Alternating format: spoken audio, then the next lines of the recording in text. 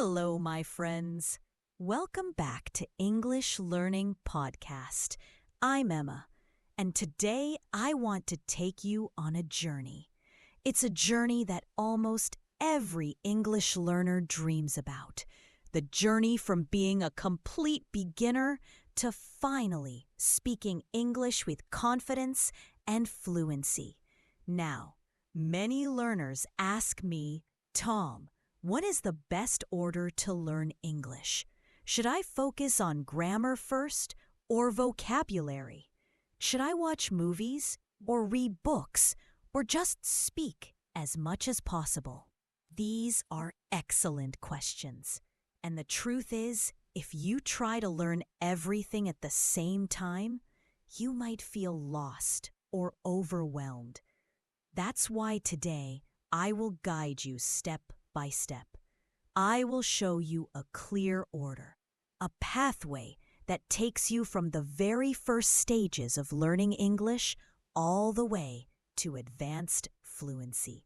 Think of it like building a house. You cannot live in the house until you first build the foundation. You cannot decorate the house until you first build the walls. Learning English is exactly the same. So let's begin this journey together. All right, every house needs a strong foundation. If the foundation is weak, the house will not stand. Okay, think about it. If you build a beautiful house with walls, windows, even decorations, but the ground under it is soft and shaky, what will happen? The house will fall down. Learning English is the same. You cannot start with the roof. You cannot begin with complicated grammar or long essays or fast conversations. You must begin with the ground, the strong, simple base that will support everything else. And what is the foundation in English? It is the very basics. It is a small set of simple words and expressions that you can use to survive in daily life. Imagine you are traveling to an English-speaking country. You step off the plane, you go to a cafe and you want to order a drink. What do you say?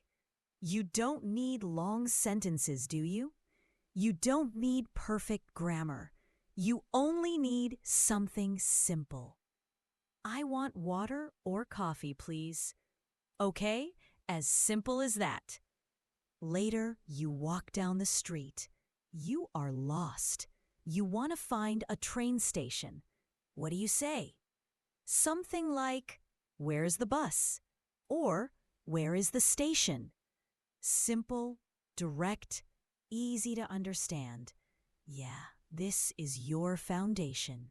These are the basics. Words like eat, go, phrases like how much, I don't understand, can you help me? It's not about having thousands of words. In fact, research shows that with just 500 to 1,000 of the most common words, you can already understand a huge amount of everyday English. You won't say everything perfectly, but you will be able to survive. You can buy food, ask for help, tell people what you want, and answer simple questions. At this stage, don't think about perfect grammar. Don't worry if you don't know whether to use present perfect or past simple. Don't worry about speaking quickly. That will come later. For now, focus only on learning the most important words and the simplest grammar patterns. And something magical happens when you do this. Once you can use these simple words in real life, your brain begins to feel more comfortable with English. Suddenly, English is not a mountain that is too high to climb. It becomes something you can actually use, something alive. Now, how do you build this foundation? The answer is repetition. Repetition is your best friend. Listen to the same simple dialogues again and again. Repeat them slowly with care. Say them out loud until they feel natural on your tongue. Try shadowing. That means listening to a sentence and speaking at the same time, almost like an echo. It might feel strange at first, but it's powerful because with every repetition, your mouth and brain work together. And remember, mistakes are not your enemy here.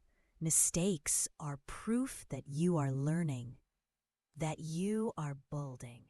So if you are at the beginning of your English journey, focus on this stage.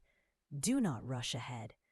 Build your foundation strong and steady, because once the foundation is strong, everything you add on top, grammar, vocabulary, fluency, they will stand firm.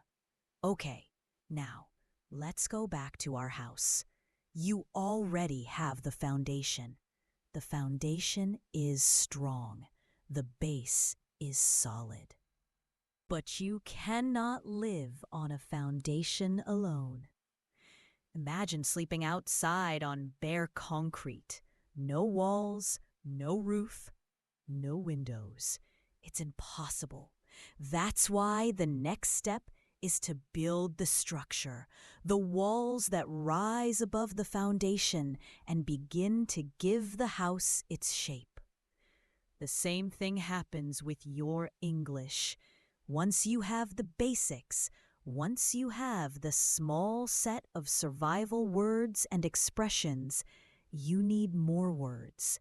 You need more grammar.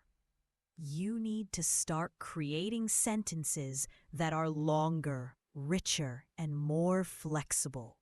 At this stage, you might know how to say, I go to the market. That's good, but it's not enough. Life doesn't happen only in the present, right? Sometimes you need to talk about yesterday. Sometimes you need to talk about tomorrow.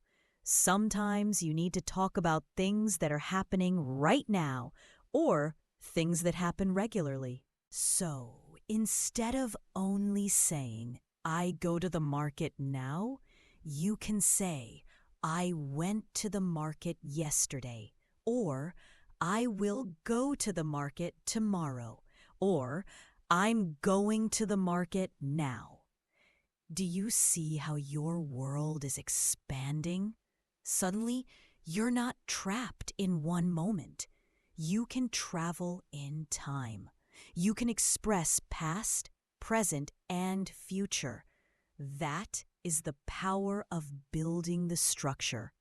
And this is also the stage where balance becomes very important. Balance between input and output. Input means listening and reading. It's like the food you give your brain, right? Without food, you cannot grow. But if you only eat and never move, your body will not be healthy. In the same way, if you only listen and read, you may understand a lot, but you won't be able to speak easily. So output means speaking and writing. That's when you use the energy from the food. But if you only speak and write without listening and reading, you may keep repeating the same small set of words. You will not grow. So at this level, you must do both. You must feed your brain and you must train your brain. You can listen to podcasts like this one every day. You can read short stories, new articles, or even dialogues in textbooks. and then immediately try to use what you heard or read. Write 3 or 4 sentences about your day. Call a friend and tell them one thing you learned. And here is where shadowing becomes incredibly powerful. Shadowing is not just repeating words. It is training your mouth, your tongue, your ears, and your brain to work together. You listen to a sentence and you repeat it, first slowly with care, then a little faster. And eventually you match the natural rhythm of the speaker. At first, it feels mechanical, but very soon something amazing happens. The sentences no longer feel foreign. They begin to feel natural. And that is when English stops being only a school subject. It starts to feel alive inside you. You are no longer just memorizing words from a book. You are using English as a real language. It becomes part of you, part of how you think, how you express, and how you connect with the world, okay? So at this stage, do not rush. The walls of the house cannot be built in one day. In the same way, build your English day by day with patience. Okay? Patience. Add new words. Try new tenses. Listen a lot. Speak a little more each day. And slowly, you will look around and realize your house is no longer just a flat. The more you hear natural English, the more you absorb without even realizing it. The patterns, the expressions, the way sentences rise and fall, they slowly become part of you. Now let me pause here for something important. At this stage, many learners feel frustrated. They understand quite a lot. They can read a book. They can follow a podcast. They can even talk to friends. But when they speak, they still make mistakes. They forget words. Their sentences are not perfect. And they begin to think, maybe my English is not good enough. My friend, let me tell you the truth. Mistakes at this stage are not a sign of weakness. They are a sign that you are growing. If you can tell a story in English, even with mistakes, you are already further than most learners ever go.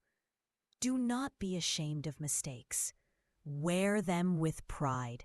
They mean you are using English, not just studying it. Okay, the next stage in the structure of your language is already there. You can communicate. You can survive. You can even explain yourself in detail. But now you want to sound smooth. You want to sound fluent. You want to sound alive in English.